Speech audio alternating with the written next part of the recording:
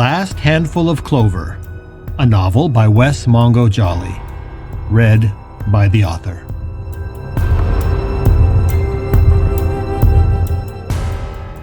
Book 2, Gifts Both Light and Dark.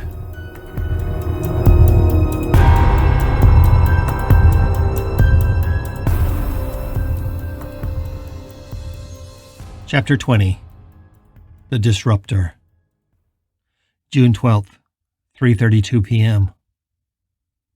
Billy was worried about Richard's nerves. He'd already given the man so much to ponder, and he knew that the most challenging of all was yet to come. On their long walk from the avenues to the university, Billy had told Richard the story of how he and Maddie had gained the first two gifts, and how they had finally been able to see each other. It had been an emotional tale to tell, but Richard had said very little, content to just listen and absorb Billy's words.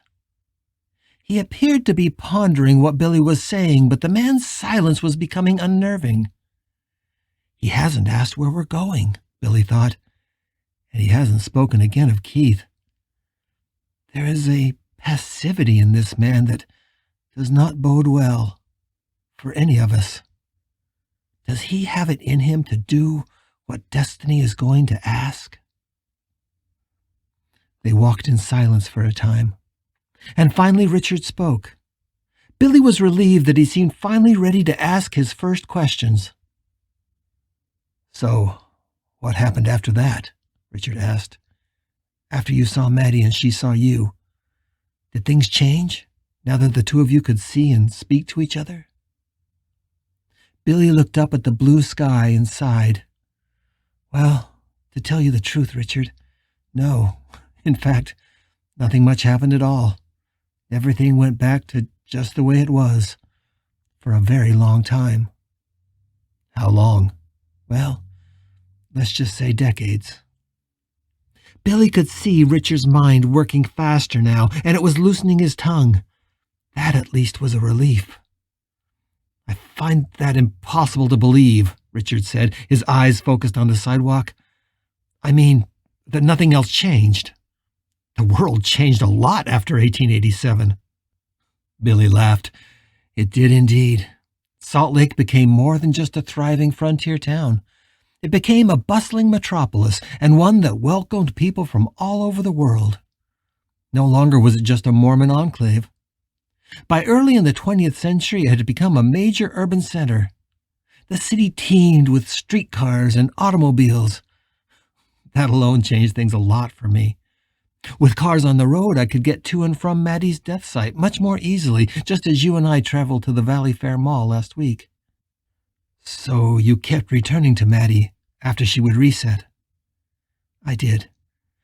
But by then the resets had become very rare. She pretty much stopped throwing herself against the barrier of the hereafter, but she would still occasionally toss herself off a cliff or under a car." He shivered, remembering it. "And despite the fact that every look she gave me and every emotion I sensed in her told me she still despised me, I actually think that those resets were a way to call to me when she was especially sad. She knew I'd come to her, and I did. She was lonely. Yes, lonely and mad. But loneliness is more powerful than madness, and when she would see me, she always radiated a sense of relief. It never lasted long. She could not bear to be in my presence for more than a few minutes, but it soothed my heart to know I was the one connection she still had to something outside her own dark thoughts." Billy rubbed his eyes and sighed before continuing. "Of course, by this time the cabin was gone. It was just an overgrown clearing filled with prairie grass and sagebrush. But the town of Scipio in the valley below was thriving. By the 1920s, over 500 people were living there. And she was still the only ghost you saw. I mean, besides the old woman." "Oh, no, I suppose I forgot to mention that. By this time I had begun to see more ghosts. They were still rare, but it was comforting to know that Maddie and I weren't alone in the hereafter. It could be weeks or months between sighting another of our kind. Could you speak to them? I tried, but invariably I failed. Other than Maddie and the old woman, none of them could see me. Remember, it took Maddie and I 30 years to get those first gifts. The ones I had the first day I returned. Billy sighed and looked at Richard as if he was some kind of mythical creature. But many things are different now. Perhaps you're just the natural evolution of our kind. Although it took us 30 years to get the first 2 gifts, the new ghosts that are arriving now usually get the gifts within the first 3 or 4 years. So much is changing so quickly, and I don't understand why. And you still couldn't touch any of them? Richard asked. No. Back then, I didn't even dream such a thing could even be possible. Richard sighed. He seemed unhappy with that answer. Okay, so what did you do? Do? Billy asked, stopping to look at Richard quizzically. What do you mean? I mean, what did you do? Richard said, clearly frustrated. What you're describing to me is still all more than a century ago. You must have been doing something for the past 100 years. I'm sorry to disappoint you, Richard, but for the past century, I've done very little, if by that word you mean action. My life this past century has mostly been one of observation and contemplation. You're kidding me, Richard said. After I met the old woman in the desert and after Maddie and I spoke, I felt consumed by a need to learn and to understand. And so I became an observer, a watcher, if you will, and if you don't mind my saying so, a bit of a philosopher. Richard laughed. When I first met you, I thought you talked like some of the philosophy professors I know at the university. You seemed like a stuffy old man crammed into the body of a kid. I'll take that as a compliment, Richard, Billy said with a grin. I'm not sure it was intended as one, but okay. Richard waited for him to go on, and when he didn't, he added, I have to say, what you're describing sounds pretty boring, more than a little depressing. No, not at all. In fact, the 20th century was the happiest time I ever experienced. I was pursuing a life of the mind, and it gave me purpose. Richard grimaced. You might have had a purpose, but you couldn't have had much hope. Billy cocked his head sideways, looking at Richard as if he didn't understand what he was saying. I don't know if hope and purpose are really all that different, he said with a tired smile. The meeting with the old woman in the desert provided a kind of spark, or a seed, around which both hope and purpose accrued. Even though I didn't know what it was, I became convinced that there had to be some reason we ghosts were here, and some purpose we had been destined to fulfill. So I set off to find it. And did you? Richard asked. It isn't achieving our goals that makes us happy, Richard, Billy said, putting a hand on his shoulder. It is the striving for them. And what I learned gave me plenty of reason to believe that I had a purpose and a reason to go on. I became convinced that God had a plan for me. Richard stopped walking and looked at the boy with clear disdain and perhaps even disgust.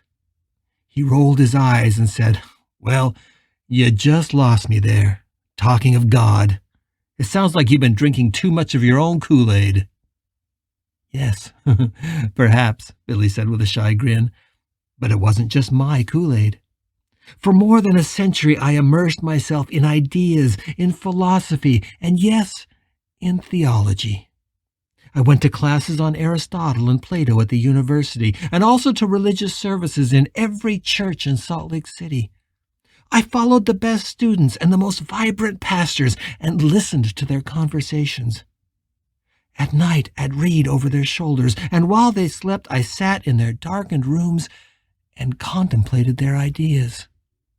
Understanding humanity's relationship to God became my obsession, Perhaps because there was no other way I could think of that would give me any of the answers at all about the strange world I inhabited.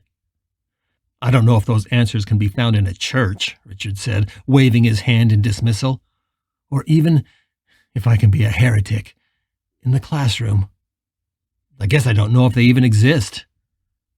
Well, I think you're right that nobody has the complete answer. Both the church and the classroom represent only small windows into the great human mystery. What I was looking for was much more vast and humbling. And did you find it? No, not really. But by the early 60s, I felt I was close. I witnessed the mind-numbing conformity of the 50s and the way everyone retreated into fear during the Cold War and the threat of nuclear annihilation. But then the counterculture movement came along, and I saw the world trying to find its way back from the precipice. I spent a lot of the 60s and 70s living in a commune down on M Street that was started by a very colorful character named Charles Artman. I sat with him for years as they smoked pot, took LSD, and passed around books on Eastern wisdom. There was a genuine sense of community there, and it restored my hope. And by then I was struggling to create my own rudimentary theology that attempted to explain why God had abandoned our souls in this strange place. And why is that? I'd like to know. I wish I could tell you. Back then I saw it as a trial that our souls were undergoing and that we were destined to overcome. Yeah, that sounds like more of the same old bullshit. Billy let out an audible sigh, but didn't answer. And what happened to Maddie during all these years? It sounds trite, but I guess you could say that we drifted apart. Her presence receded to a low rumble in my consciousness, and while I was living in the commune, I stopped going to see her each time she reset. For all intents and purposes, I abandoned her in favor of my self-indulgent spiritual quest. I'm not proud that I did that, but it is true. Billy looked at Richard and knew what he was thinking, even before he spoke. At least, that took you a good century. I've abandoned Keith, and it's only been little more than a week. You haven't abandoned him, Richard. Whatever, Richard said, looking glum. Anyway, you're still clearly following Maddie around now, so something eventually changed. What happened? Well, I guess you could say that God happened. Richard turned and stared at Billy. And this time, by God, I think you mean the one you call the Wanderer. Yes. He contacted you. The way he contacted me? He did. It was in 1980 that I heard his voice for the first time. What did you do? Billy laughed. The same as you, I imagine. I crumbled. Remember, I hadn't heard a voice actually speak my name since Maddie had last croaked it at me almost a century before. In fact, I had almost forgotten the name Billy Travers. And then suddenly, there was this presence in my head that not only knew my name, but also knew my story. It spoke to me with a voice so full of compassion and insight that it transported me. I found it to be both thrilling and intoxicating. It was everything I had longed for more than a century. My own voice had atrophied, and it took me some practice to form words again, but the voice was insistent and patient. And at first, I really believed it was God that was talking to me. Only at first. Soon, I began to doubt. Why? How did you know it wasn't really God? Billy closed his eyes, remembering. Well, it was the little things at first. His knowledge of my life was scattered at best. He knew the names of some people from when I was alive, but not others. And he was completely wrong about the town my parents and I had come from. They were small errors, but they were telling. It was as if he had heard the story of my life secondhand from someone who didn't really know me very well. But even more than the errors, there was something dark that I couldn't define. It was in his words and in how I would feel when he spoke to me. There was a sinister quality to him, and to what he wanted from me. So you rebuffed him, like I did. Yes, and his reaction told me that it may very well have been the first time he had ever been rejected.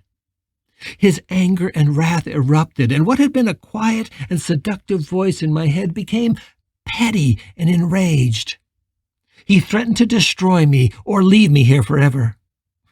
I knew nothing for certain about God, but I couldn't allow myself to believe that God would show all the worst and most base emotions that cursed his creation.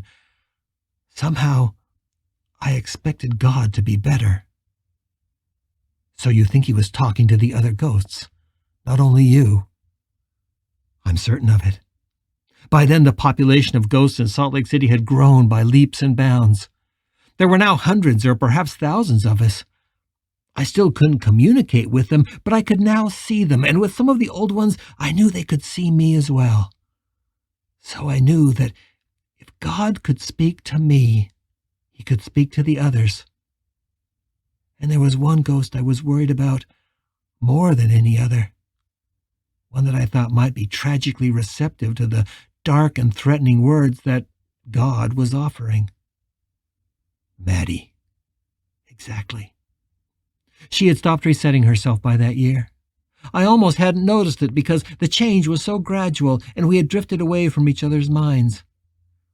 But after the voice came to me, I realized I hadn't paid any attention to that tug in my head for a very long time, and that I had not felt her do a reset for at least a few years. When I turned my attention to her, at first I thought I might have lost the ability to find her, but it came back to me, and I rushed to where she was. And where was she? She was at Bridal Veil Falls in Provo Canyon. I know it.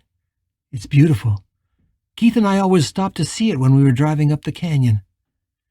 Yes, it's majestic. And it's also right at the edge of the hereafter. The border passes right through the base of the falls.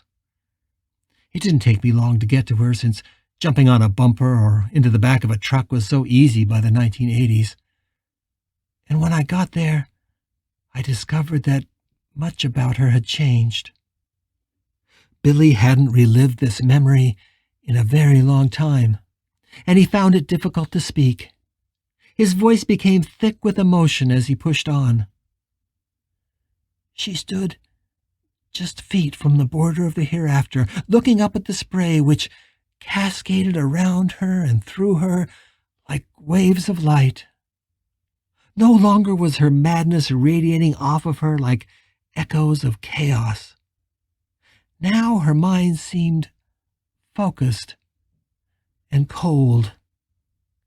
It was calculating, even conspiring, and seemed backed by an almost fanatical intensity. How she is today, Richard said. Yes. And when I got to her and looked in her eyes, I realized she was under the thrall of this terrifying entity, and probably had been for quite some time. She was why he knew what he did about me, and why his knowledge was so fragmentary and scattered. Maddie had told him about you, Richard said, understanding dawning on his face. Did she speak to you? At first, all I could get from her was a loathing that transcended anything I had felt from her before. But when she found her words, she screamed that God had told her I was a demon and that I was there to tempt her, to destroy her. She would go from that raging monster back to the little girl in the blink of an eye. And when she was the Maddie I remembered, she begged me to fall on my knees and give myself to God. She said that if I didn't, then I was destined to remain here forever after God had taken all his righteous angels with him into heaven. I tried to reason with her, But it was no use. And eventually, in her fury, she turned and threw herself into the falls, which was also through the border of the hereafter. I had never been so close to her before when she reset, and it felt like the connection to her in my brain was being ripped out of my skull. I stumbled away and climbed up the talus slope. My goal was to get to the road so I could get back to Round Valley and the cabin as soon as possible.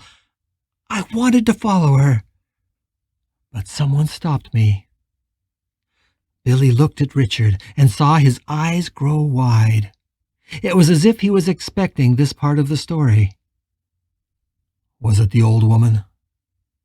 It was. And surely by now you realize that you've already met her. Yes, I knew it when you told me how she was dressed. You're talking about the old woman who was at the funeral home with Keith. I saw her again at the cemetery today. Her name is Tuilla, and she is the daughter of a chief of the Goshute tribe. Richard absorbed this new bit of information without comment. What did she say to you? It wasn't what she said. It was what she did. As I was rushing after Maddie, she stepped out from behind a parked RV, where I'm sure she had been watching the two of us. She appeared as if out of thin air, and it startled me. I froze in my tracks, with her just inches in front of me. Without speaking, she lifted one of those gnarled old hands and placed it on my chest.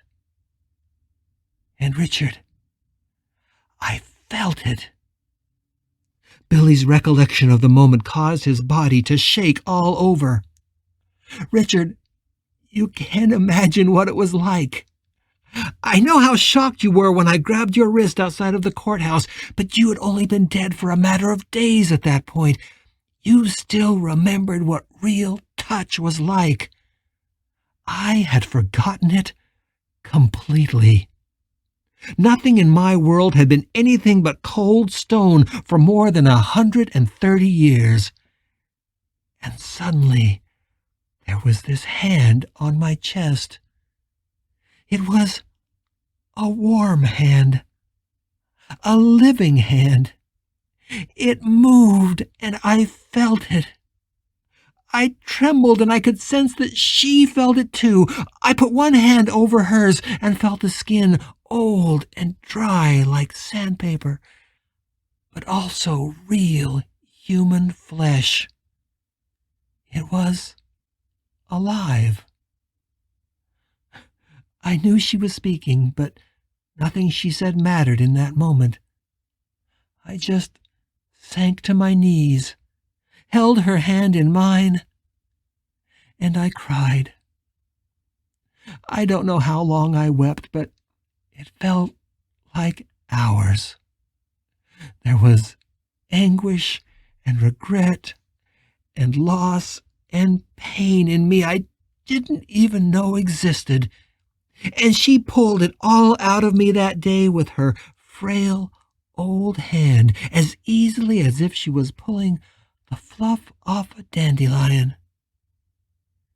And when she was done, I felt absolutely empty and at peace. Everything I had learned and believed, all the answers I thought I had found over the past century and a half, were suddenly gone. And all that was left of me was a hollowed-out shell. Billy could see that his story moved Richard. The man's jaw clenched and released, as if he was trying to imagine what such an experience would be like, how it would feel to be touched for the first time after more than a century. Billy knew Richard was thinking of Keith, and how he longed for his touch, even now. Did you eventually hear what she was saying? Richard asked. I did. It took some time. It was dark before I could really hear her, and I can't remember most of it. She comforted me. I certainly remember that. But she also told me she needed me, that everyone in the hereafter needed me, both the living and the dead. She said that Juilliard had come to a dangerous place. Drouillard? I didn't understand the name, and she didn't explain, but I knew she was talking about the Wanderer. I suspect it may have been his name before. Before what? I don't know. Perhaps when he was a man, or before he became so powerful. Certainly before he came to believe that he was God. She said that Drouillard was once kind and generous, but that he had become evil and intent on doing great harm to the living. She said that his anger and his madness knew no bounds, and that he was finding allies like Maddie as quickly as he could. So she wasn't the only one. Not by a long shot. Back then, I think that his so-called angels were few in number. Twila said that it could take a decade or it could take a century, but the Drouillard's plan had only one goal: death and destruction of this valley and everyone in it. Why didn't she try to stop him? I asked that very question. She told me she couldn't, and that I couldn't either. In fact, she said that none of the ghosts that existed in the valley had any chance against him. I remember what she said next as clearly as if it was yesterday. The words have stuck with me for all these years. She said, "We are but pale smoke, and he is the fire. But his equal is coming. The Disruptor will have all the gifts. That's where our hope must lie." Richard looked almost angry. They were now in the foothills above the university and were sitting on a rock that gave them a beautiful view of the city spread out below them, hazy in the afternoon heat. "The Disruptor," Richard said, glaring at the boy. "You think she meant me." "I know she meant you, Richard. She knew you would come." "What does she mean by all the gifts?" Billy stood and turned to Richard. "I think I've told you about all that I can for now. Before I explain that part to you, I think you need to understand our world a little better." He looked down the hillside. Below them sprawled the gigantic campus of the combined University of Utah and University Medical Center. "What comes next will not be easy for you to see, Richard," Billy said. "You'll need to summon all of your courage and strength."